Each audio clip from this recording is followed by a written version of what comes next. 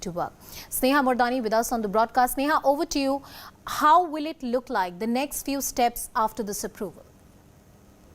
Well, yes, Anusha, we'll just be joined with Aadhar Poonawalla in just a bit from now. I think I'm just getting a message of Aadhar Poonawalla, the CEO of Serum Institute of India, joining us in a bit from now, and just waiting for that connection to come through. But the question that you asked me was about the rollout, I presume.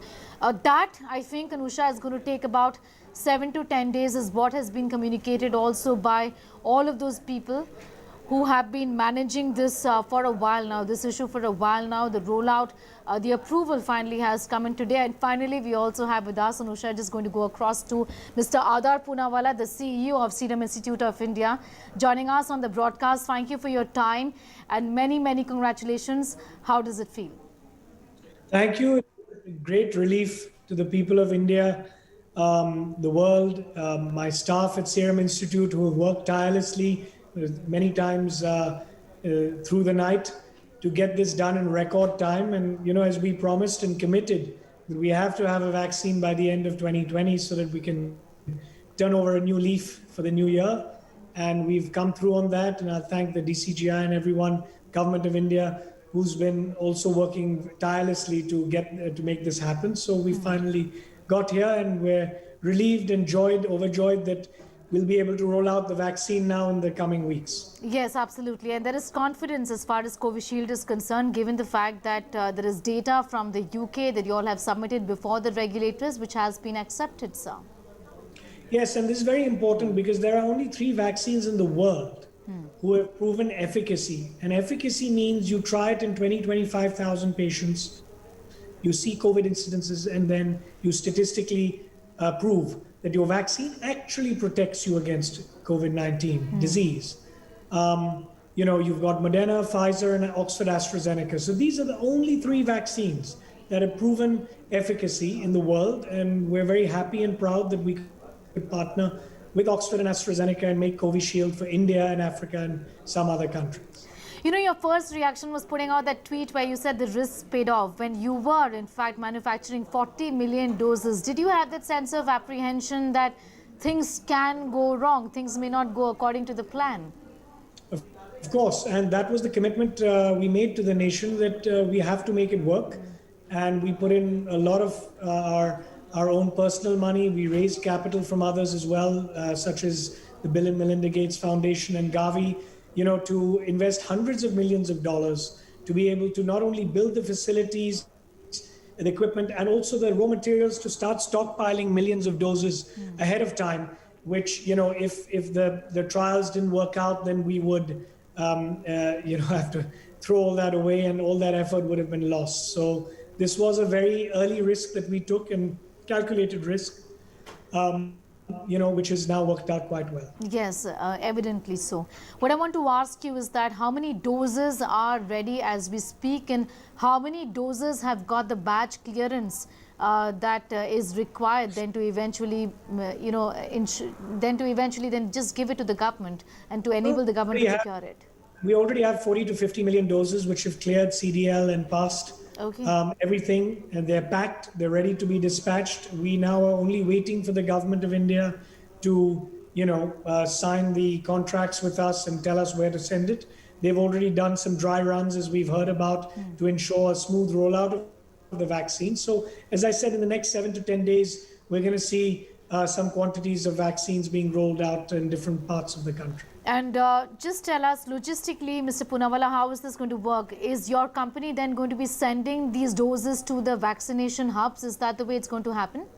Yes. So there will be depots, there'll be sort of locations across the country, 30 to 40 locations that we would send it in our trucks and refrigerated vans. And then from there on, the government would then distribute it to their different centers that they've planned to do. As you know, the existing license that we have only permits us to give the product at a special price of 200 rupees to the Government of India, and we will sell it later on at a much higher price of 1,000 rupees in the private market when the government feels that they have enough doses for their programs, for the needy, the most vulnerable, and all of that. And subsequently, it'll be available to the public at large. You know, I want to ask you, is there a separate approval that is required for you to then introduce this vaccine in the market? Will you have to go to the regulators once again? Well, we won't have to go to them. It'll just be probably a letter or a sign from the government to say, yes, we're allowing you to distribute the vaccine, to the public and also export it. Right now, we can't even export the vaccine to the African countries until we make sure that we have enough for the people of India, which is the right way to go initially. But we're talking to the government in the coming weeks to relax this restriction and allow us to give it to people who want it. As you can imagine, a lot of people have been asking, when can I get the vaccine? So I've said that not until the government of India allows me to give it to you. Okay. I would imagine this is under the COVAX system that you're talking about, giving it to other low-income countries as well? Yes. How many countries would you be then supplying to eventually when the government allows you to send it out of India?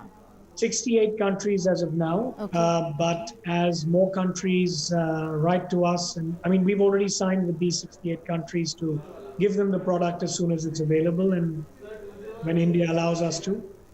But we may add another 10 to 15 countries, which have also approached us in the recent past and, build from there.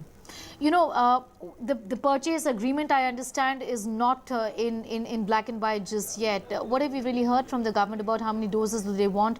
And when do we see this purchase agreement also materializing? Well, again, that's a good question. You can ask the government. I think now that the license is in place, very soon they should indicate how many doses they want. Of course, orally, they've said publicly to us and to the public that they want 300 to 400 million doses by July, August. I don't know if they'll buy all those quantities from Serum Institute or not. That's what their requirement is.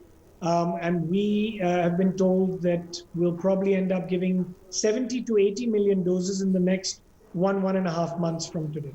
Okay. And what are you looking at in terms of the pricing of the vaccine, A, when you sell it to countries outside of India, and also when you introduce it in the Indian market? So as I explained, we're giving it as a special price to the government of India. The first 100 million doses at 200 rupees per dose as a special gesture where we don't want to make any money. We want to vaccinate as many people as we can and support the government. And then after that, we're talking about in the private market going up to 1,000 rupees as an MRP. So we'll probably get 500 to 600 rupees. The distributor margins will be in the middle. And then the export markets will range between $3 to $6, depending on the country, depending on the commitments we have, and where and how we can negotiate the prices. Okay, you spoke about the fact that right now you can't, you have certain import restrictions. Can you also take us through the details of the other conditions that the government, the regulators have in fact imposed on your company as far as this particular... No other restrictions at all, as far as I know. Okay. This is to be produced, packed, and sent out to the government as soon as possible. So really no other restrictions. What have you been able to tell COVAX, so countries as a part of COVAX, as to when can you start to send them at least a couple of million doses? Well, I'd always indicated March or April to them because, for exports, we need India to allow us, and we also need WHO pre-qualification, which is the World Health Organization's way of stamping your quality after looking at your paperwork and your facilities. That typically will take a month or two also. So if we're in January, February, maybe early March, April is when we're looking at maybe giving COVAX some volumes as well. Lastly, I also want to ask you, what is the manufacturing capacity of the Serum Institute of India? How many doses can you then produce in a day, if at all required? Well, we produce 5,000 doses or roughly that per minute. So you can do the maths. 5,000 doses a minute? Yes, that's our capacity and speed.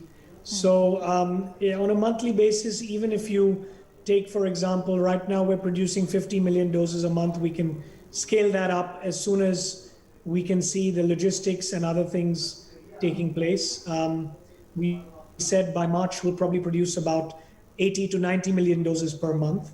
Right now we're producing 50 million doses per month because, the other challenge is if I make too much too soon, the shelf life and expiry comes into play. I can't store it at my warehouse. And before I got the licensure, I'm not allowed to send the material out of the factory premises. So it was a sort of catch-22 of how much we could make. So we made the maximum we could, hoping that we would get the licensure by the end of December and early Jan, and that's where we are today. And in months to come, you would also hope for some bilaterals with other countries where you can deal with them directly? Yeah, I mean, we've got some bilaterals with Bangladesh. We'll probably have one with Saudi. We've got one with Myanmar, Morocco. We're in the process of signing up. So we have a few countries like that. But again, they will all have to wait in terms of supply. After India gets it, COVAX gets it, and there's a priority list that we have to address, and we're trying to make everyone happy and doing the best we can given the situation. So we're trying to do the best for everybody. I would presume, sir, and this is my last question, that for a regular person, if you just want to buy this vaccine from the market, we'll have to wait until sometime the middle of 2021? Well, I hope it's certainly before that. Okay. We're requesting the government to do that. Maybe I think a safe bet would probably be March. Okay. Or sooner, depending on what the government feels appropriate. If they feel they've reached that critical level of protecting the most vulnerable and needy, then, that day can come sooner. All right, fingers crossed. Thank you so much for your time here, Mr. Adar Poonawalla. Pleasure.